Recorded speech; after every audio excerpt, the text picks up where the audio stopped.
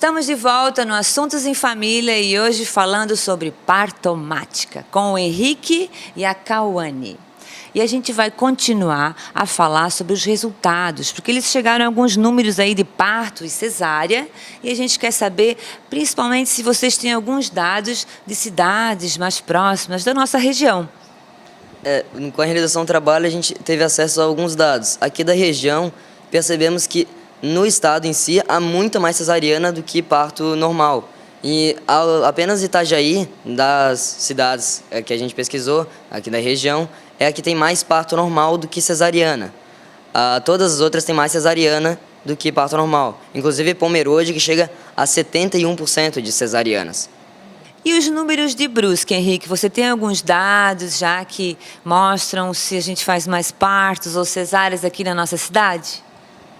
Aqui na nossa cidade, chega a 64% de cesarianas. Lembrando que a OMS, a Organização Mundial da Saúde, preconiza um máximo de 15% de cesarianas, que seriam as realmente necessárias. Não só lembrar, sublinhar, né, Henrique? Com certeza. E de partos? Partos são 36% de partos mais. E, na verdade, são 35% e tem 1% de partos ignorados, que não se sabe exatamente que tipo de parto foi. Que não conseguem ter essa informação. Muito bem, então continuamos aqui em Santa Catarina com um número elevado de cesarianas, sendo Pomerode o número maior, com 71%, e Itajaí com um número mais elevado de partos, né? E que interessante, tão próximo de nós, né? Vale a pena uma pesquisa, porque que talvez lá tem mais partos, né? E o número de cesarianas lá? É de 40%.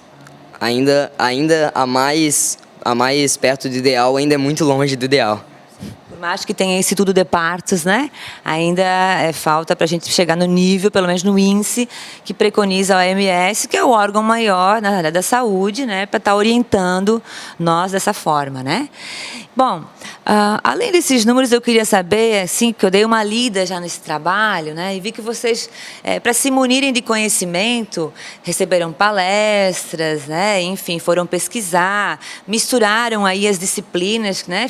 Depois nós fomos conversar com a professora e fizeram aí uma interdisciplinariedade, né? Uma palavra tão bonita e necessária nos colégios, nas escolas, até nas universidades se trabalham com essa união das disciplinas, né? E principalmente trazendo um trabalho da vida real, né, Henrique? Muito bem, né? E aí, me diga como foi conhecer um pouco mais, enfim, se é que conheceram, e acho que sim, da cesárea, do parto normal ou do parto natural. Nós trabalhamos, além da disciplina de matemática nesse trabalho, a disciplina de português, que nós fizemos poemas sobre os partos, sobre cesariana principalmente, e vimos principalmente na matéria de história, a história mesmo da cesariana. Vimos várias lendas, várias histórias reais. Vimos a primeira cesariana realizada foi de um fazendeiro que tinha experiência em abrir a barriga dos porcos da sua criação, e a mulher dele não tinha como ter um filho de parto normal, porque ela não tinha condições. Então, como ele era um fazendeiro pobre, ele também não tinha como. E ele fez a cirurgia da mulher dele usando bebidas alcoólicas, mesmo para desinfetar o corte, como anestesia também. E foi a primeira cesariana, mal realizada, que o bebê e a mulher sobreviveram. Olha, um especialista em porcos, então, que por acaso, com ousadia, enfim, e um tanto de experiência, né? Porque usando essas bebidas alcoólicas, enfim, o que tinha para usar para salvar a mãe e bebê, né? E acho que realmente foi assim que começou, né? Para a gente chegar até uma cesariana, que é uma cirurgia, né? Não, às vezes sem indicação, mas quando indicada, se não há como fazer, às vezes a gente tem aí, né, enfim, prejudicar a mãe ou o bebê, né? Então ela é muito importante, uma cesariana, ela só não é tão bem-vinda quando não há indicação, né? Porque como uma cirurgia qualquer, não há necessidade, né? Quando o corpo funciona bem, as coisas vão bem, a gente não precisa. Mas vocês também falaram em parto natural e humanizado, né? E como a gente está, assim, falando muito no nosso programa Assuntos em Família sobre a humanização, eu queria saber se vocês sabem, assim como o parto normal, a história da cesariana, um pouquinho sobre humanizar nascimentos. A humanização do parto, um parto humanizado, é um tipo de parto feito com o mínimo de intervenção possível, seja médica, medicamentosa ou hospitalar mesmo. Porque no Brasil, o médico que decide como a mulher vai, na maioria dos casos, o médico que decide como vai ocorrer todo o processo, sendo que é um processo natural. O parto humanizado é ver a mulher como um mamífero, como todos os animais, como da natureza. Então tem uma forma correta para acontecer. Exatamente. Exatamente, uma forma correta, um ritmo natural, né, Henrique, de acontecer. Bom, mas além disso, né, de respeitar esse ritmo natural, a gente estava conversando aqui no nosso intervalo, que eles aprenderam alguma coisa assim como isso, algo de mais especial, que eu gostei muito de ouvir e que eu vou perguntar para eles contarem a vocês, né, que é a importância do... O parto humanizado, ele é principalmente pensado como o bebê vai se sentir, como ele vai ser retirado de lá. E na cesariana, não. Tanto que a maioria das mulheres escolhe a cesariana justamente para diminuir a dor, sendo que elas não pensam na dor pós-parto. Porque, querendo ou não, a cesariana é uma cirurgia e vai ter as complicações. Tanto que pode causar complicações no bebê e na mãe. Mas como elas não querem sofrer, ter dor, elas optam pela que é melhor para elas. Mas se for ver pelo lado do bebê, para o bebê é mais fácil sair pelo humanizado, porque ele não é retirado de lá. Ele sai naturalmente, quando ele quer, e não quando os outros querem, ou até mesmo a mãe. Muito bem, olha só, pessoal, a gente está aqui de novo, repito, né, tendo aula com essas duas gracinhas que estão nos ensinando o que é um parto normal, um parto natural, uma cesárea, o que é humanizar um nascimento, né, que a gente sabe assim que o mais bonito é realmente dar liberdade e autonomia à mulher, mas o mais importante que a mulher faz em fazer essa opção é respeitar o dia, enfim, a maturidade do seu bebê, né?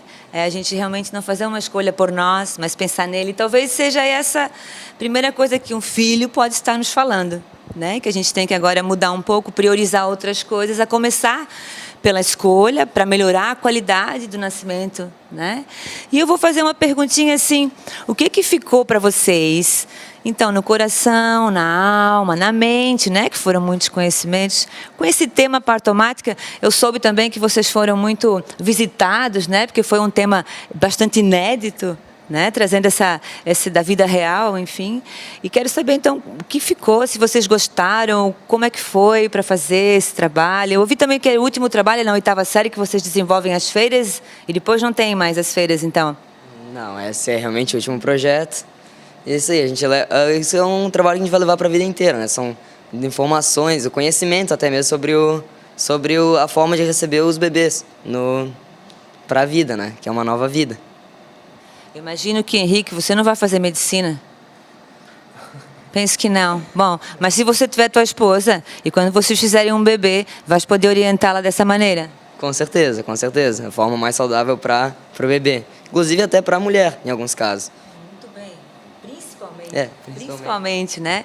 E você, agora eu já posso perguntar se o seu bebezinho vai vir de cesárea ou de parto. Agora eu acho que o parto humanizado é o mais ideal, porque vai ser melhor para o meu filho e ele é a prioridade, querendo ou não, ele é a prioridade do parto. E antes do trabalho, eu não tinha um conhecimento tão bom sobre isso e eu achava que a cesariana era melhor por eu ter nascido de cesariana e o meu irmão também, porque a minha mãe não tinha complicações. Mas depois do trabalho, que nós vimos tudo e o nosso foco mesmo era a conscientização das pessoas sobre o humanizado e melhorar o conhecimento delas sobre isso também, eu vi que o melhor mesmo é isso, porque como tu disse, se está tudo bem, para que fazer uma coisa que não é necessária?